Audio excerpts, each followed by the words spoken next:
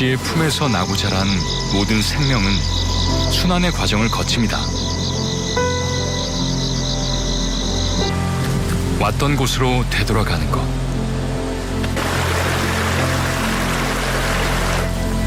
그 오랜 법칙은 결코 변함이 없었습니다.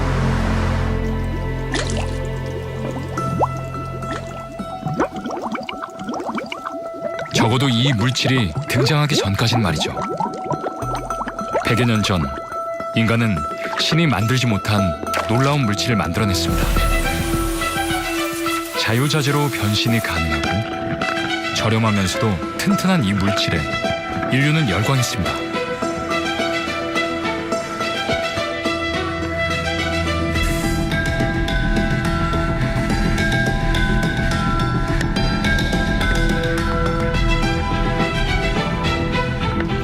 우리는 이 물질을 플라스틱이라 부르고 있습니다. 그렇다면 여러분은 플라스틱의 일생에 관심 가져본 적이 있으신가요?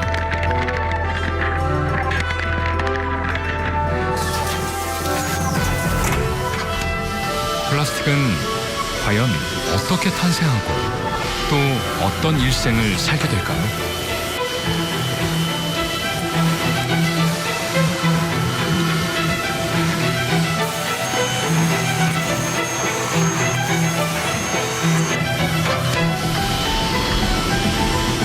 현재 전 세계에서 하루 77만 톤의 플라스틱이 만들어지고 있습니다.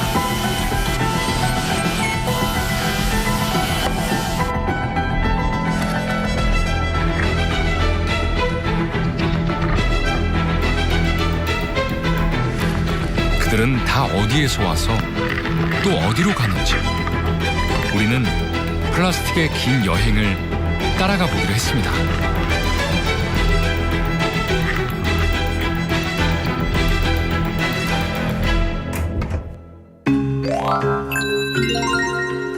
우리는 플라스틱에 둘러싸여 살아가고 있습니다. 가전제품부터 액자와 용기류, 그리고 바닥 매트까지도 재질이 다를 뿐 모두 플라스틱 제품들입니다. 집안을 가득 채운 플라스틱. 플라스틱은 대체 어떤 물질일까요? 우리가 플라스틱이라고 통칭해서 말하는 것들은 열과 압력을 가해서 성형할 수 있는 고분자 화합물입니다. 그러니까 여러 분자들의 조합체, 집합체로 이루어진 그렇지만 그 집합체가 연속적으로 똑같은 분자들이 계속 붙어있는 형상의 물질이라고 보면 되겠습니다. 플라스틱은 이 연결된 클립처럼 사슬 형태로 결합된 구조인데요.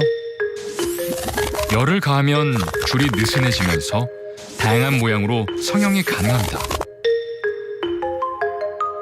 그동안엔 얻기 힘든 자연 재료로 만들어 온 물건들을 훨씬 저렴하게 만들 수 있게 된 것입니다. 그렇게 플라스틱은 무서운 속도로 유리와 나무와 같은 자연 물질들을 대체하기 시작했고 인류는 점점 플라스틱에 빠져들었죠.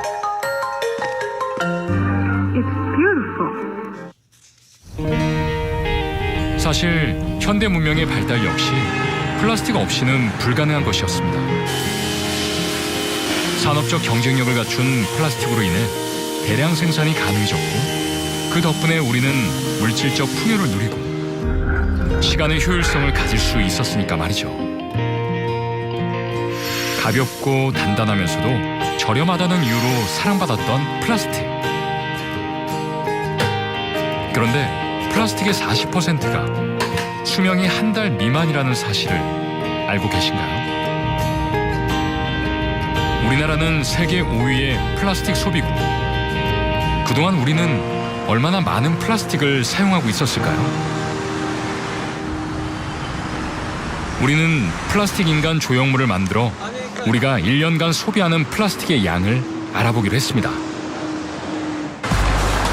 2.4m의 꽤 큰 거인이 완성됐는데요. 조형물에는 우리가 직접 쓰고 버린 플라스틱 쓰레기를 수거해와 채워보기로 했습니다. 그 양은 500ml 페트병 5,000개에 달하는 부피였습니다.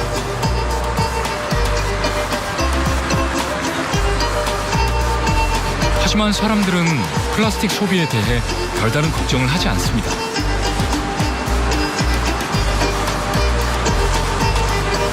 그것은 조형물을 가득 채운 폐플라스틱들이 그저 한 번 쓰고 버리는 쓰레기가 아닌 다시 재활용될 수 있다는 믿음 때문입니다.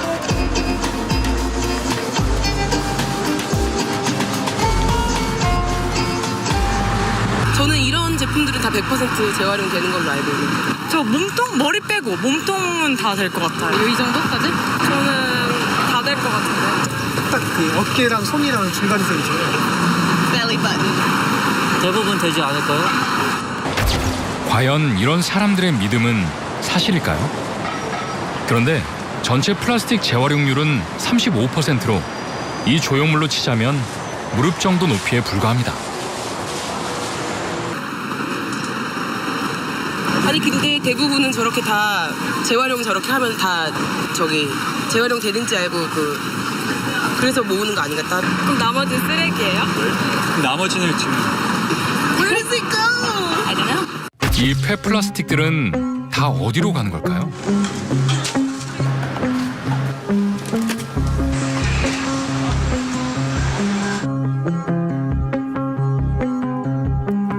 우리는 그렇게 자신들의 임무를 끝낸 플라스틱의 일생이 궁금해졌습니다.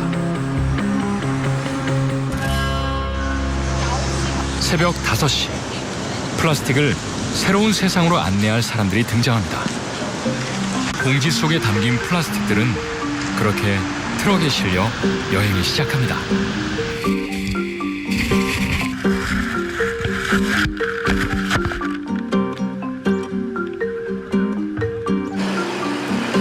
트럭에 실려 도착한 곳은 재활용 쓰레기 선별장.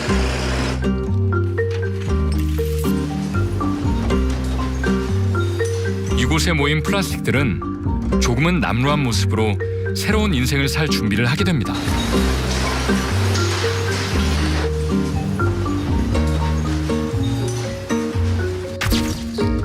컨베이어 벨트를 타고 오르면 다양한 플라스틱들은 재질별로 분류됩니다. 그곳에서 그들의 운명이 결정되는 것이죠.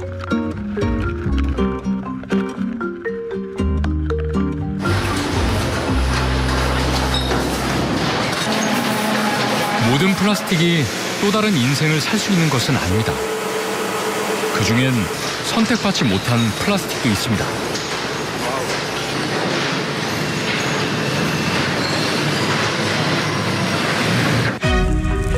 폐플라스틱의 일부는 소각장으로 보내지거나 땅에 매립된 채 최후를 맞게 됩니다. 우리나라 국민들이 굉장히 정말 이렇게 훌륭합니다. 왜냐하면 정부에서 이제 열심히 분리 배출해라 그래갖고 열심히 정말 분리 배출하고요. 그리고 난 다음에 이제 보면 지방자치단체가 수거할 때는 한꺼번에 수거를 해갖고 갑니다. 그래서 선별장에 가서 재선별을 하는데 재선별 후에 다시 이렇게 보면 한 50%, 60%가 다시 쓰레기로 나옵니다. 그러다 보니까 뭐 재활용이 사실은 굉장히 낮은 거죠. 시민들은 열심히 분리배출했음에도 불구하고 재활용은 낮다라는 그 이유는 이게 돈이 별로 안 된다. 가격이 싸기 때문에. 그러니까 아이고 그냥 이렇게 팔아봐야 얼마 안 되기 때문에 그냥 이러면서 쓰레기로 버리는 뭐 이제 이런 그 문제가 있는 거고요. 그러나 모든 플라스틱이 재활용 처리 시설로 향하는 것은 아닙니다. 어떤 플라스틱은 또 다른 삶을 살게 되는데요. 바로 여행을 시작하는 것입니다. 사람들의 발길에 차여 구르고 굴러 거리의 여행자가 되는 플라스틱.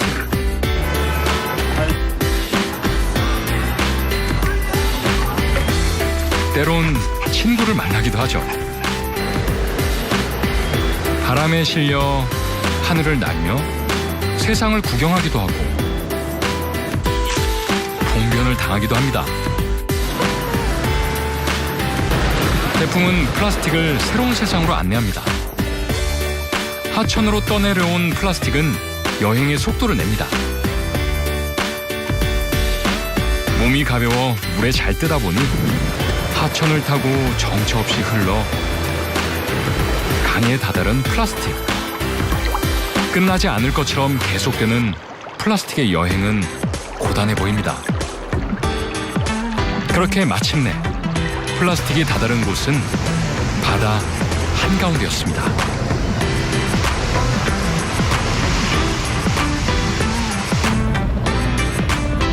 과연 바다를 여행하는 플라스틱들은 얼마나 될까? 전라남도 완도. 이곳에서 우리는 생각보다 육지에서 바다로 흘러온 플라스틱의 양이 많다는 사실을 확인할 수 있었습니다.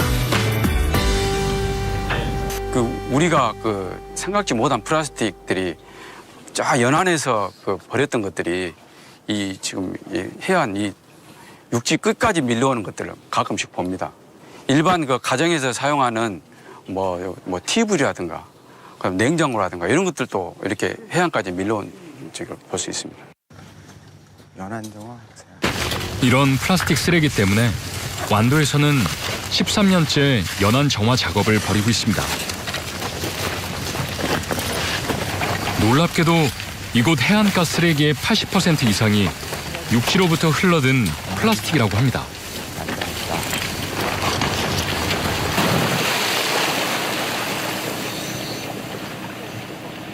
바닷속 상황은 더욱 심각합니다. 부피가 큰 플라스틱 쓰레기들이 가라앉아 해양 오염의 주범이 되고 있는데요.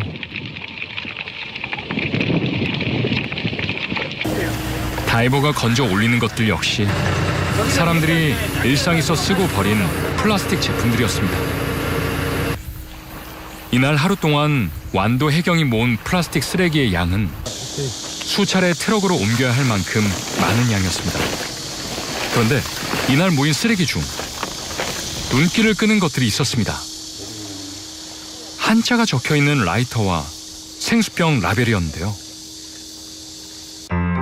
생수병에 적힌 생산지는 중국 항저우. 라이터는 1300km나 떨어진 대만의 한 식당 판촉물이었습니다. 그렇다면 플라스틱 쓰레기의 여행은 국경을 넘나들 수도 있는 걸까요? 우리는 플라스틱 병에 GPS를 장착해 그 움직임을 관찰해 보기로 했습니다. 경남 거제의 장스포항에서 5km가량 떨어진 바다 한가운데 플라스틱 병을 띄워봤는데요. 결과는 무척 흥미로웠습니다.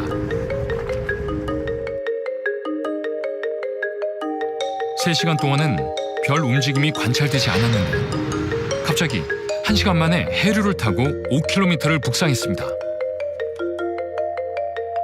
일단 플라스틱을 처음에 사람들이 만들 때는 가볍고 가공이 아주 쉽게 돼서 여러 가지 모양도 쉽게 만들 수 있고 그래서 물건을 만들어서 많이 썼는데 이게 오랜 시간이 지나면서 쓰레기가 되었을 시점에 되고 보니까 이게 정말 골치 아픈 문제가 된 거예요.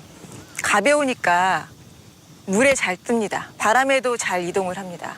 그래서 이런 특징 때문에 쓰레기 중에서도 플라스틱은 물에 따라서 쉽게 움직이게 되거든요. 결국은 그것이 물을 따라서 바다로 이르게 되죠. 과연 바다로 간 플라스틱은 또 어떤 인생을 살게 될까요? 우리가 무심코 버린 플라스틱은 생각보다 더 먼 곳에서 인간이 상상할 수 없는 시간 동안 살아남게 됩니다. 마치 유령들처럼 말이죠.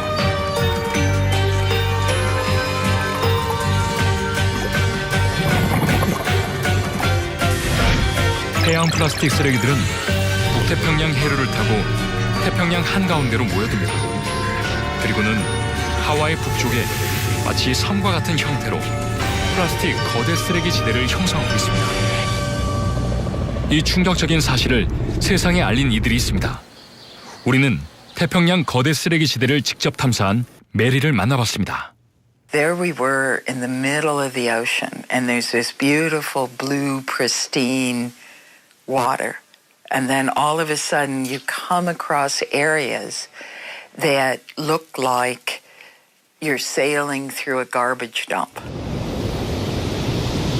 I'd say over 90% of what is there is plastic. In fact, from our personal experiences, it was probably closer to 98 or 99%. Because the only things we found other than plastic were there was one palm tree. 해양 원정 연구소에 의해 확인된 태평양 거대 쓰레기 지대의 크기는 무려 프랑스의 2배, 한반도의 7배에 달한다고 합니다.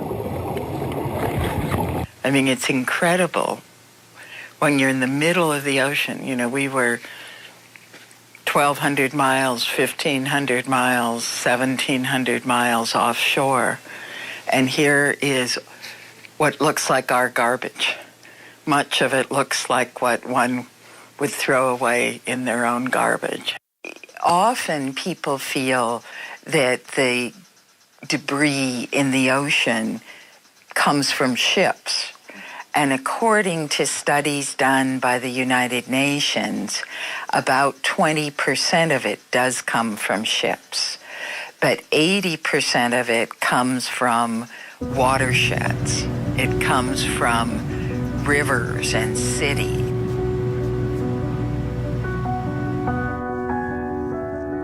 몸 길이가 1m에 달하는 이 아름다운 새는 멸종 위기에 처한 알바트로스. 하와이 일대의 집단으로 서식하는 녀석들은 플라스틱 거대 쓰레기 지대의 최대 피해자입니다. Many animals mistake plastic for food, whether it's albatrosses on Pacific Islands that have actually, scooped up toothbrushes or lighters or other hard plastic. 이것은 비단 알바트로스만의 문제는 아닙니다. 바다로 흘러간 플라스틱은 분해가 되지 않은 채로 남아서 해양 생태계를 위협하는 흉기가 되고 있습니다.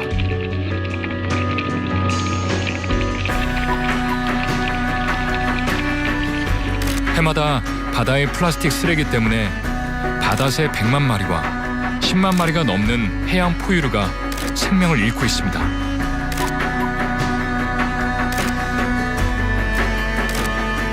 죽은 동물들이 흔적도 없이 사라져 가도록 플라스틱은 여전히 그곳에 남아 동물들의 생명을 위협하고 있습니다. 이쯤에서 여러분은 플라스틱이 바다로 여행을 한다고 해서 인간에겐 영향이 없을 거라고 생각하실지도 모릅니다. 하지만 마치 플라스틱 수프처럼 변해버린 이 바닷물을 보면 이야기는 달라집니다. It might slowly flake apart, but that just makes smaller pieces that fit into the mouths of smaller animals. The plastic floating on the top, the stuff on the bottom is actually, things like, plankton, fish eggs. It's kind of hard to tell from here. 분해되지 않은 플라스틱이 잘게 부서져 바닷속을 떠도는 것은 직접 플라스틱을 먹고 동물들이 죽어가는 것보다 생물학적인 파급 효과가 훨씬 큽니다. Plastics act kind of as a sponge and they absorb other chemicals. And so you get all sorts of persistent organic pollutants that are drawn to the plastic. 살충제인 DDT와 발암 물질들을 고농도로 농축한 미세 플라스틱은 결국 먹이 사슬을 타고 인간에게까지 영향을 주고 있습니다. Any sort of chemical that stays in the body, for any level of the food chain, the concentration of that chemical will increase. So if the little plankton have 0.01% of the chemical, then the fish eating them, there aren't going to be as many fish on the next level. So all of that chemical will just concentrate in the fish's body. So it might be 0.5, and then you go up again, and it might be 0.25. Up again, it could be 0.5. And then humans are, many of the fish that we eat are large predators, 2 or 3 levels up the food chain. Things like sharks, swordfish, tuna, and we're eating all of the chemicals that the whole food chain below that tuna consumed. So this is very, very worrisome for any of these chemicals like DDT or other pesticides that persist in the body. 우리가 무심코 사용했던 플라스틱, 부메랑이 되어 우리에게 되돌아오고 있습니다. 우리가 만든 플라스틱을 우리가 먹게 된 셈이죠. 인류에게 미치는 플라스틱의 영향, 과연 미세 플라스틱을 통해서만일까요? 실생활 속 사용되고 있는 플라스틱은 과연 안전한 것일까요?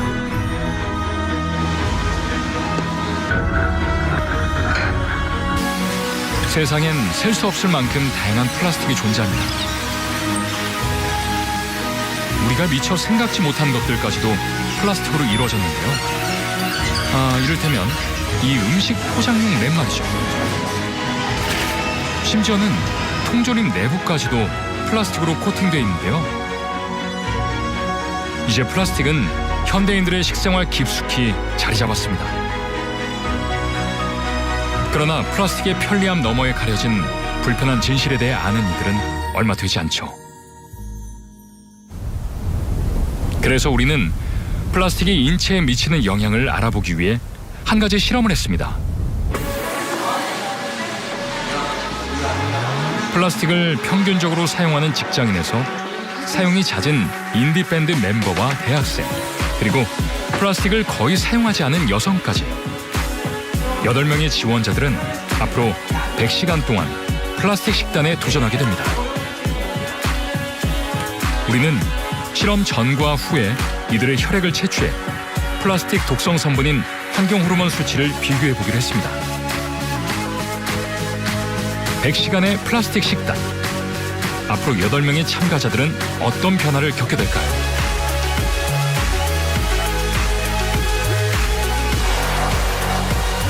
먼저 첫 번째 참가자 강천주 씨입니다. 월요일 아침입니다. 지금부터 100시간 동안 플라스틱 다이어트 시작하도록 하겠습니다. 플라스틱에 넣어서 밥을 전자레인지에 데운 밥과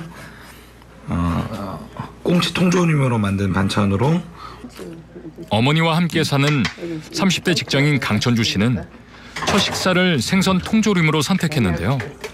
생선 통조림 캔은 환경 호르몬의 일종인 비스페놀 A 농도가 비교적 높은 제품 중 하나입니다. 다음으로는 인디밴드 멤버인 홍광선 씨.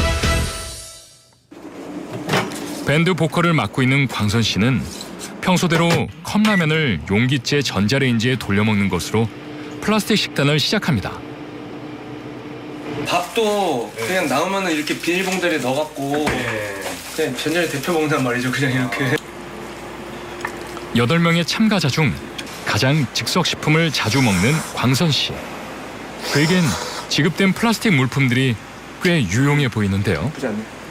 젓가락보다 편하고 그리고 이걸로 먹으니까 이제 더 오히려 설거지 안 해도 되니까 더 좋고요. 저는 편해요 오히려 지금.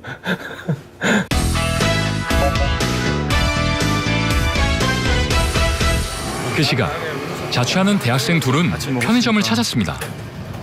즉석 도시락을 전자레인지에 돌려 아침 식사를 하는 건 평소 승민 군의 생활 습관. 대표 먹지 말지. 왜? 어제 배웠잖아. 차갑잖아 그럼. 그럼 맛이 없어? 당장 차갑게 먹는 것보단 언젠간 몸에 안 좋은 영향이 있겠지만 지금 이 순간을 위해서 따뜻하게 먹는 게.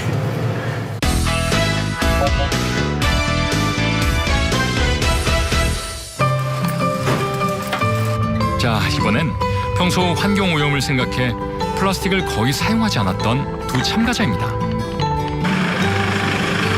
현재 환경 관련 시민단체에서 일하고 있는 금숙 씨와 지영 씨.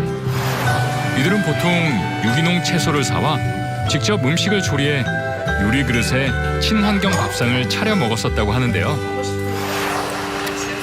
그런데 첫 점심 식사로 택한 건 중국 음식. 뜨겁고 기름기가 많은 음식과 직접 맞닿은 랩에서 독성 성분이 녹아나올 수 있기 때문인데요. 평소 플라스틱 사용이 적은 두 사람은 실제로 플라스틱의 독성 성분이 몸 안에 쌓이는지 누구보다 궁금합니다. 면역 효과가 더 젊어가지고 흡수대가 팍팍 나오지 않아? 진짜? 아니야. 쟤는 면역 체계가 잘 작동하는 나이지만 나는 어떻게 해요? 난 나이가 좀 있잖아.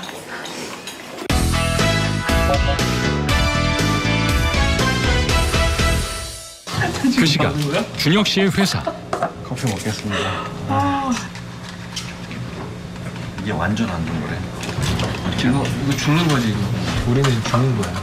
준혁 씨는 플라스틱 성분이 녹아든 커피로 점심 후 밀려드는 잠을 물리쳐 봅니다.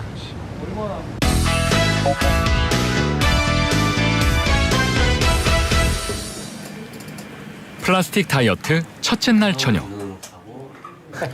인디밴드 멤버이자 작은 게임 회사를 꾸리고 있는 박한 씨는 야근이 한창인데요.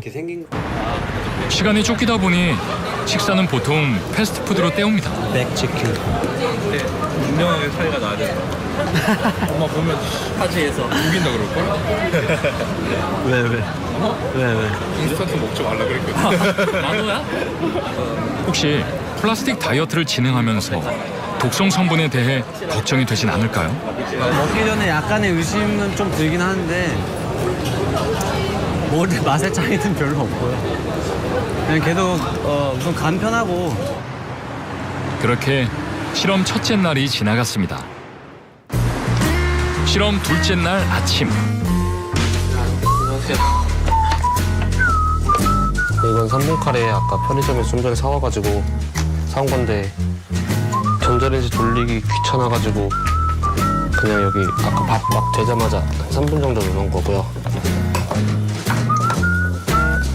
자취생 승민군의 아침 식사는 또 플라스틱 제품들로 둘러싸여 있습니다. 사실 일회용 용기를 제외하곤 평소 그의 일상과 다를 바 없는데요.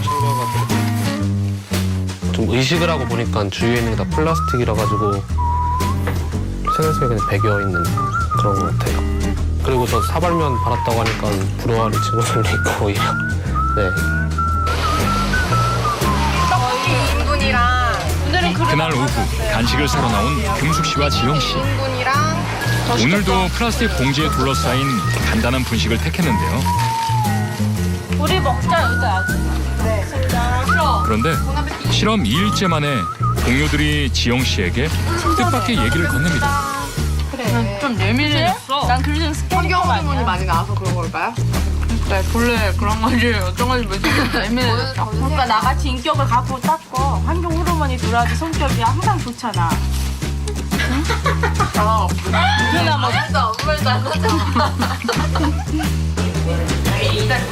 회사 일로 녹초가 된 직장인 두 사람은 둘째 날 저녁으로 보양식을 선택했는데요. 플라스틱 식단을 유지하기 위해 일회용 용기에 뜨겁고 기름진 음식을 담아 먹습니다.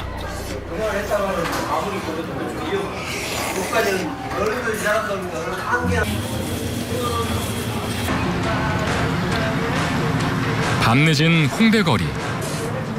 리허설이 끝난 밴드 멤버들이 모여 편의점 즉석식품을 먹습니다. 박환 씨는 전자레인지에 데우거나 플라스틱 용기에 담긴 음식들로만 야식을 선택했습니다.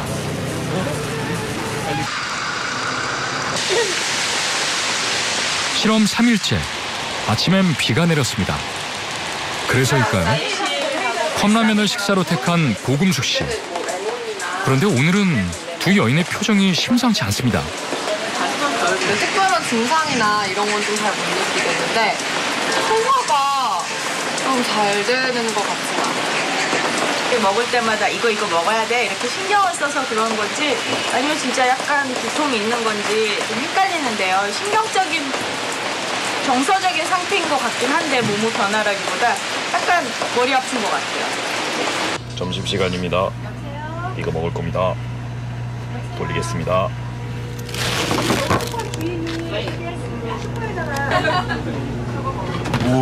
전자레인지에 돌린 즉석밥과 컵라면 그리고 생선 통조림으로 셋째 날 점심을 먹는 준혁 씨와 천주 씨. 버리잖아. 안 먹으면.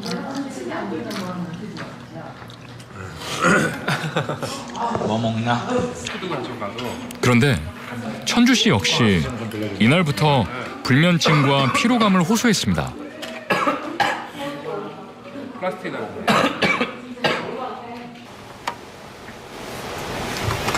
라면하고 소세지 이런 제품들을 먹었기 때문에 속이 굉장히 불편했어요. 더군다나 실험 3일째. 참가자들이 두통, 소화불량 등의 증상을 호소하기 시작했습니다. 그렇게 실험 4일째도 플라스틱에 둘러싸인 8 참가자의 100시간의 플라스틱 식단은 계속됐습니다.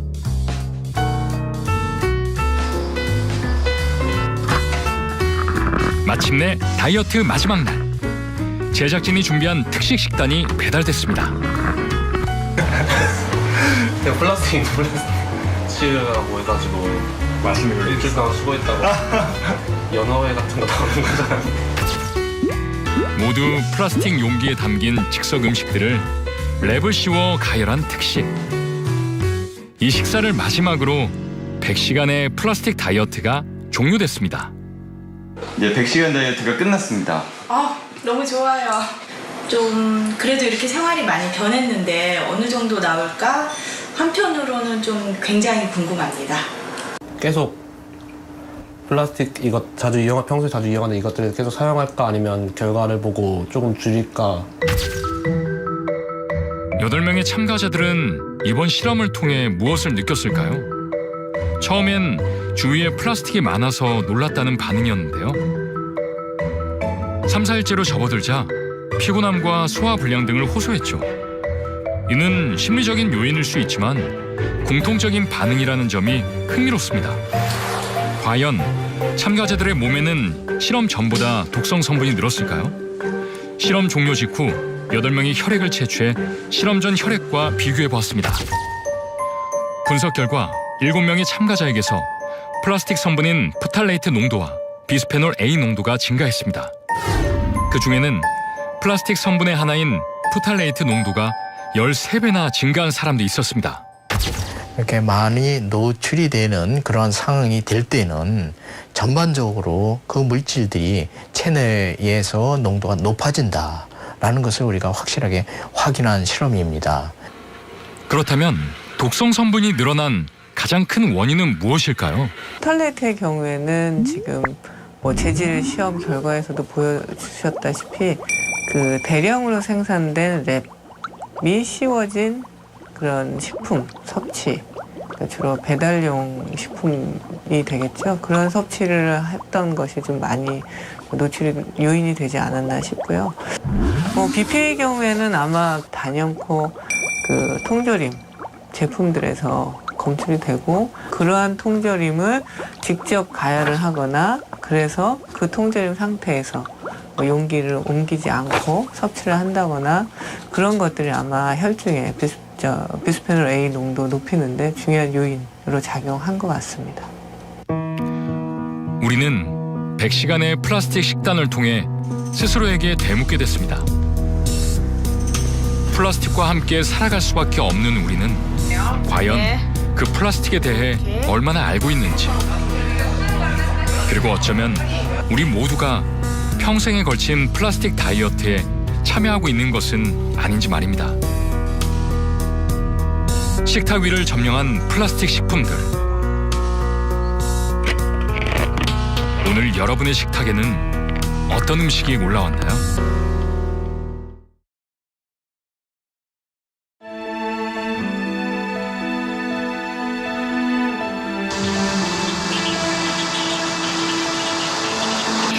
이 친구는 냄새가 비리하지 지금. 비린내, 찌린내, 소음 이걸 안고 가야 되는 거지. 그러고는 트리가 날라와가요. 문에 하루에 10분, 2분 쉬는.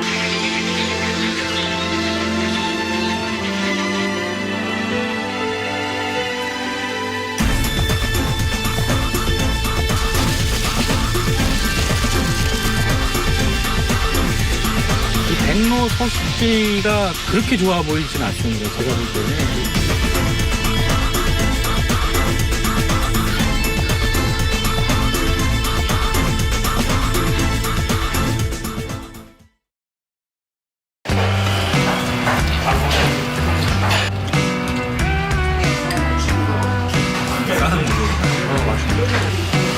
제 몸한테 많이 무례했었는데 요즘 예의를 갖춰서 몸한테 좀 매너를 좀 지키고.